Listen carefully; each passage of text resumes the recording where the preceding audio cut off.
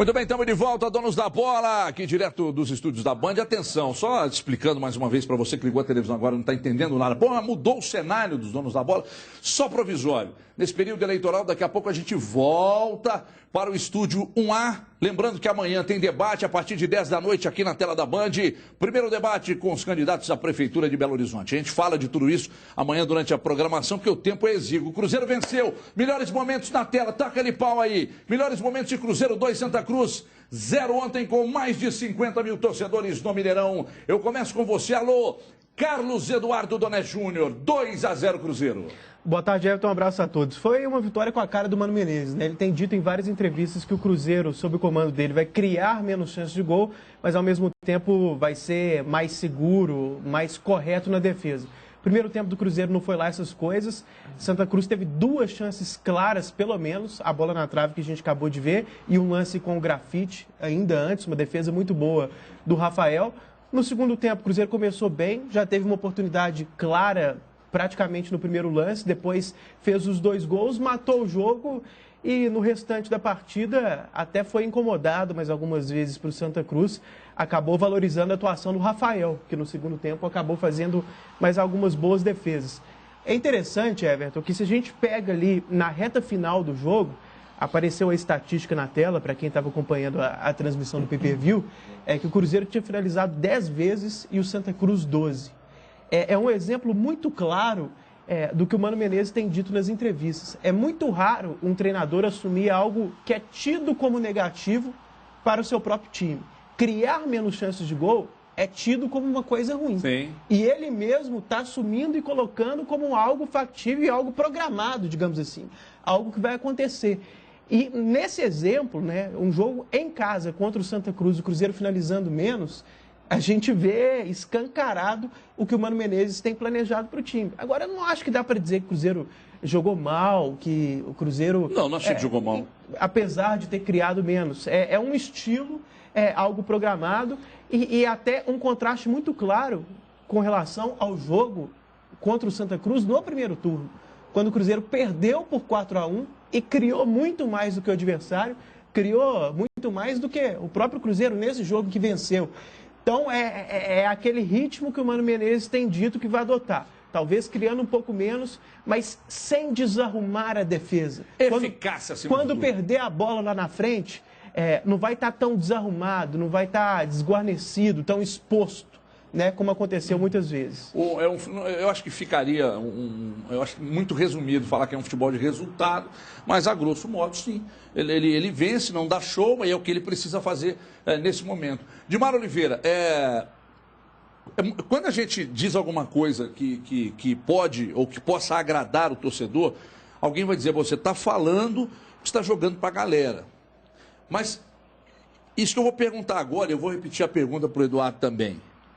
O Cruzeiro se safa desse rebaixamento, segue trabalhando no Campeonato Brasileiro, com um elenco que não é ruim, é bom, tem boas peças. O Cruzeiro estaria, a gente sabe do tamanho do prejuízo, preparando um grande time também já para a próxima temporada, ou seja, as contratações que foram feitas agora, um sistema de emergência para tirar o Cruzeiro dessa situação, pode levar o Cruzeiro a entrar na próxima temporada muito, mas muito melhor que outros. Daqui a pouco você responde, porque tem uma informação que nós apuramos, você vai ver agora também aqui, pode até mudar no GC, por gentileza, gente. O Cruzeiro estaria negociando, nesse momento, o zagueiro Bruno Viana. Não temos os valores, aliás, eu acho que dá para apurar, enquanto a gente coloca a informação no GC, eu tenho aqui os valores, sim, algo em torno de 3 milhões de euros. O Cruzeiro estaria negociando, tá bom, hein? Inclusive poderia anunciar hoje, de forma definitiva, a venda do zagueiro Bruno Viana por 3 milhões de euros. O Bruno Viana é muito bom zagueiro, viu? Bom zagueiro. Ele foi Nós não questionado... temos o nome do clube, para onde ele vai, mas parece que seria no Oriente Médio. Estamos tentando apurar.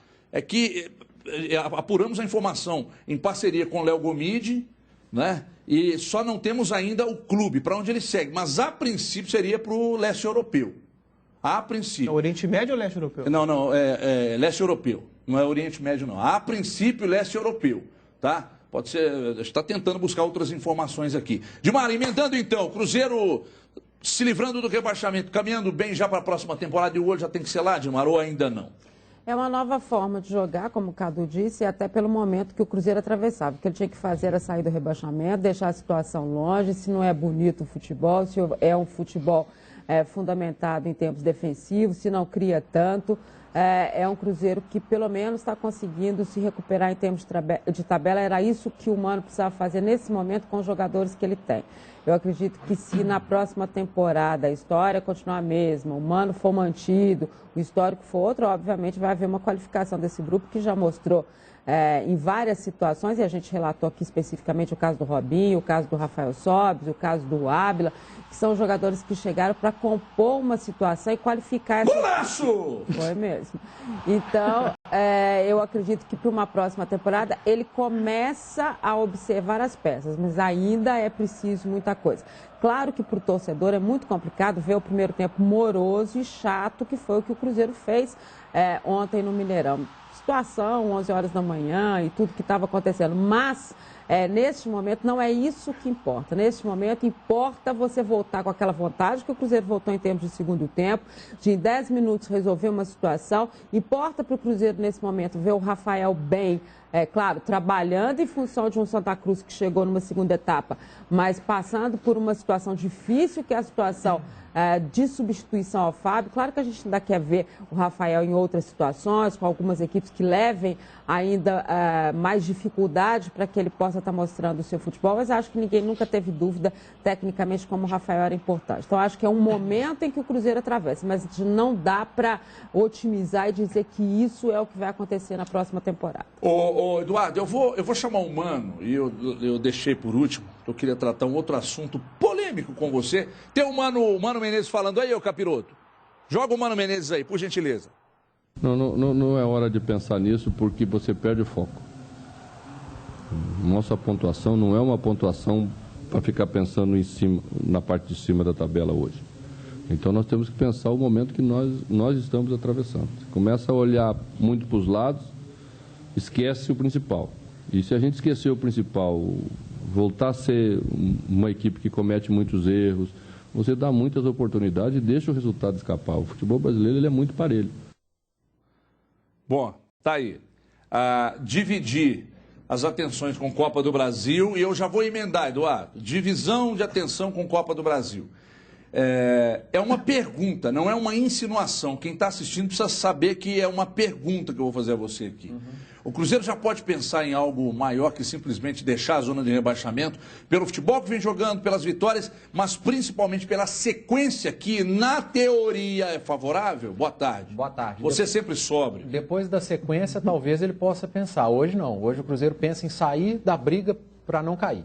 Depois dessa sequência de jogos em casa, se ele for de acordo com a meta, que é vencer o América, o Botafogo, talvez a gente já pode até colocar o clássico contra o Atlético, se ele vence esses jogos, aí ele pode pensar em algo mais. Hoje não. Hoje é até covardia com o torcedor, até jogador já falou isso, mas com o próprio grupo de jogadores, colocar Cruzeiro como postulante a G4. Então não é o momento ainda não. O Cruzeiro está brigando lá atrás. Se essa sequência que vem por aí, o Cruzeiro bater a meta, talvez lá na frente possa pensar alguma coisa. Agora, Everton, sobre o jogo contra o Santa Cruz, eu não gostei não. Não gostei, achei o Cruzeiro muito ansioso no primeiro tempo. Uma coisa é você ter essa dificuldade que o Cruzeiro teve contra equipes de maior nível. Outra coisa é contra o Santa Cruz. Se o jogo tivesse terminado 2-2, não seria nenhum absurdo. Nenhum absurdo.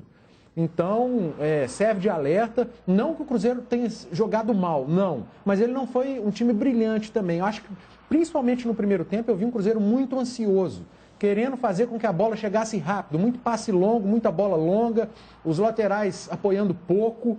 E o Mano... melhores chances do primeiro tempo foram do Santa Cruz. Sim, e o Mano talvez tenha corrigido isso nos vestiários. Aí, para isso, os números servem. Porque no primeiro tempo, de bola alçada na área, bola levantada... Golaço! O Cruzeiro teve 20 e o Santa Cruz 5. O Mano falou, gente, a quantidade está demais, mas o Santa Cruz chegou 5 vezes com muito mais qualidade que a gente.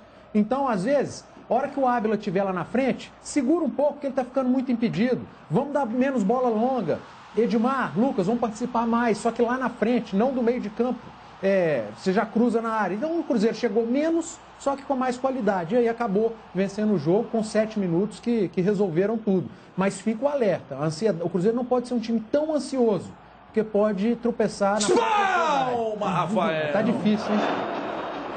Mas você acha mesmo que a gente vai conseguir ver nesse início, tentando sair do rebaixamento, um Cruzeiro brilhante? Você acha mesmo? Não, não estou cobrando brilhante, mas não precisa ser ansioso. O que eu acho que talvez você não precisa pela passar marcação, pelo tipo de jogo, eu acho contra muito o Santa difícil Cruz ver não isso precisa nesse passar momento. sufoco. Valeu pelo resultado. Palma, Rafael, pegou demais. Maravilha, 3 pontos. É o que precisava. Agora não precisa passar o aperto que passou contra o Santa Cruz. O Cruzeiro tropeçou em casa contra o Coritiba. Ele vai ter adversários muito mais difíceis no campeonato. É isso que eu estou alertando. Mas valeram os 3 pontos. Óbvio que valeram os 3 pontos. Agora você é psicanalista. Eu achei o Cruzeiro muito mais tranquilo, por exemplo. Agora, Eduardo, agora é psicanalista. Está estudando a ansiedade dos atletas. Pô, cara, o time está numa situação difícil. Independentemente do adversário que pega, bate uma... Mas você acabou de me falar de G4, Você está me falando de G4? Não, eu te perguntei. Antes de perguntar, eu ainda expliquei. Eu não estou insinuando nada. Já dá para pensar em algo maior. Uma pergunta de G4. Já dá para pensar em algo maior que simplesmente sair do rebaixamento? Para mim, sim. Aí eu faço uma crítica e você vem tadinho. Aí agora, tá saindo de uma situação difícil, mas tá falando de G4. Você perdeu uma excepcional oportunidade de falar do jogo e tal, de comentar o jogo e tal. Não falando de ansiedade. Ai, meu amigo, contar uma coisa para você. O Cruzeiro não tem que se preocupar em dar show. É bola na casinha e 3 pontos. O que eu disse? E Macuco no embornal. Que eu disse? Esse negócio de ficar, a bola não tem que dar. Macuco no embornal. Então esse negócio de ficar dando showzinho, toca de lado, letrinho. Não precisa. Isso não entra no esquema. Mas o Mano explicou ali. Uma hora o adversário faz igual o Curitiba, vai lá e mete gol. O Cruzeiro teve sustos e não pode ter contra o Santa Cruz. Ele vai encarar adversários muito. Mas é que depois do jogo do Coritiba, ele foi lá ganhando o Figueirense. Por isso que eu falei. O Figueirense que foi na Vila e ganhou do Santos. Um time muito mais tranquilo contra o Figueirense do que foi contra o Santa Cruz. Você tem que parar de amenizar as vitórias, pô. Foram grandes vitórias. Acabei de valorizar a vitória. Eu valorizei muito a vitória. Não pode. É só botar defeito, pô. Tem que parar com isso. E você tem que... E você ontem estava muito agressivo com o futebol gaúcho. Olha aqui, o Atlético foi a Porto Alegre enfrentar o Grêmio. Será que foi um doce gosto de vitória, aquele empate nas circunstâncias e no finalzinho? Taca ali pau aí com os melhores momentos aí, ô Capiroto. Olha aí, na tela. Eu começo agora com você, de novo, Eduardo Panzi. Sentiu o Atlético ansioso, Panzi? Ô Everton, agora você quer que eu fale só que o resultado foi bom e passe a mão na cabeça do Atlético e diga que foi tudo bem? Não, o Atlético jogou mal, o empate foi injusto. Esse negócio de justiça, injustiça, futebol não tem muito disso. Mas se tinha um time para sair vitorioso, seria o Grêmio. O Atlético jogou mal, deu espaço demais pro Grêmio, marcou mal. Eu acho que o Marcelo Oliveira... Nossa Senhora! Eles não viram, não. Eu acho... O que você fez aqui, gente? Pois é, a galera... Eu acho que o Marcelo Oliveira... O esquema foi o correto, mas as peças, de novo, não. Eu não acho legal esse negócio. O jogador pode jogar 40 minutos, aí entra, depois que arrombar a porta, vai lá e mete o cadeado. Não adianta. Deveria ter começado com o Robinho, deveria ter começado com o Douglas. Eu sei, entendo, tem gente que pensa diferente, eu respeito, mas a minha opinião é, se você tem o seu melhor jogador, que ele pode jogar 40 minutos, que comece o jogo com ele. Não adianta, depois que arrombou a porta, colocar o cadeado lá para trancar. Aí já era. Pela primeira vez nesse programa, eu acho que eu vou ao encontro da sua opinião. Uma coisa que eu não entendo, não sou especialista, mas se o CK tira o atleta da escalação de saída do time titular, por que ele entra depois que o jogo está muito mais cascudo, tendo a necessidade absurda de buscar o resultado? Eu acho que a principal reflexão no caso do Robinho, eu até concordo com vocês que, em geral, a gente até falou isso na sexta-feira com relação ao Michael Suel, do jogo da Copa do Brasil. Então, em geral, se tiver que escolher um período para o jogador entrar em campo, ainda que seja parcial ali, não for os 90 minutos, eu prefiro que ele comece jogando. Agora, no caso do Robinho, eu acho que a reflexão mais interessante é a seguinte. depois, na saída do jogo, olha lá, Ai, hein? que medo. Olha que medo, Everton, a câmera não tá pegando. Deixa eu ver isso. Depois do jogo, olha lá, a câmera agora tá te pegando aí, ó. Não, vou só ver. Aconteceu. Você fez a bobagem e agora arrependeu, é isso? Arrependi, eu ia dar um Você ficou beijo com nele e dó? bater a cabeça na minha boca.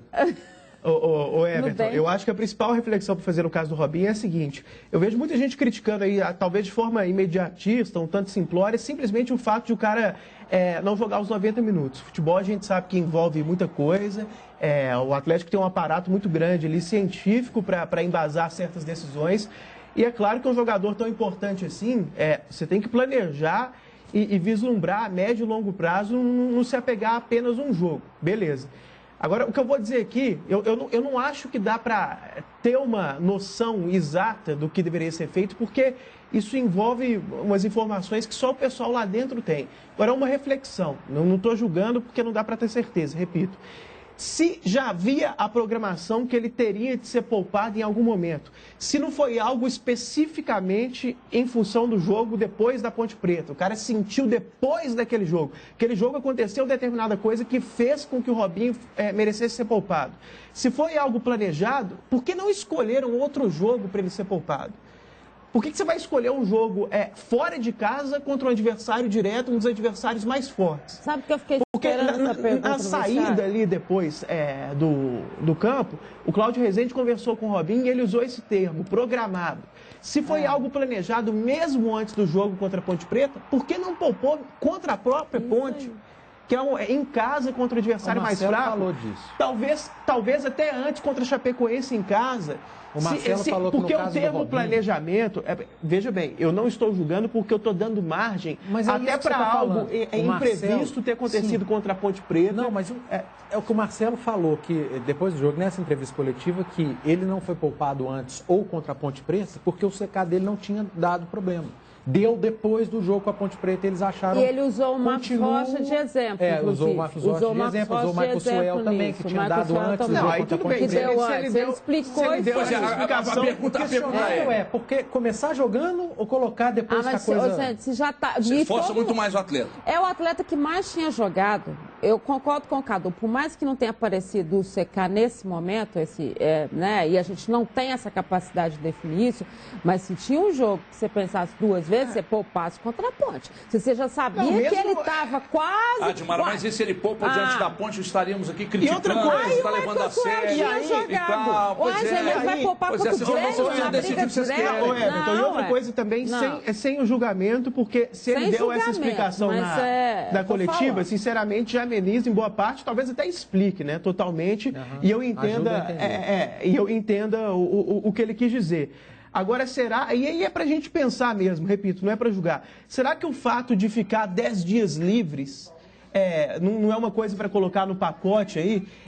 Poderia. Porque, claro, Sim. se o CK deu alto, realmente perigoso, que um jogo ele poderia estourar, beleza, você não vai levar em conta os 10 dias. Mas às vezes não foi tão alto assim, tinha condições. Olha, Robinho, vamos fazer o esforço aí, porque daqui você vai ter 10 dias livres, né? O Atlético vai ter uma agenda, vai ter uma parada, Se quase que uma poupa nos intertemporada treinamentos, aí. claro. Deixa vocês vão continuar, a gente vai A continuar. Dilmara tem que falar, pô. Assim, pelo menos eu espero. A Dilmara vai falar também, mas é porque eu tenho uma notícia para você em comemoração aos 35 anos do consórcio Honda.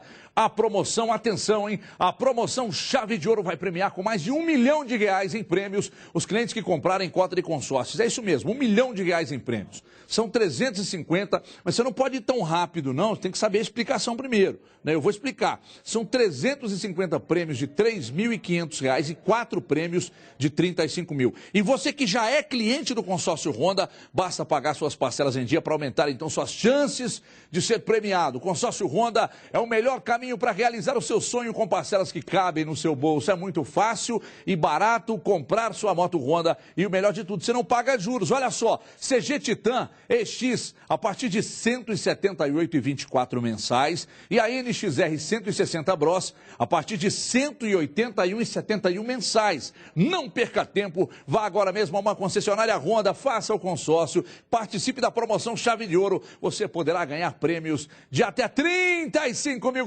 Rápido intervalo, é lá e cá, a gente já volta, até já. Os donos da bola.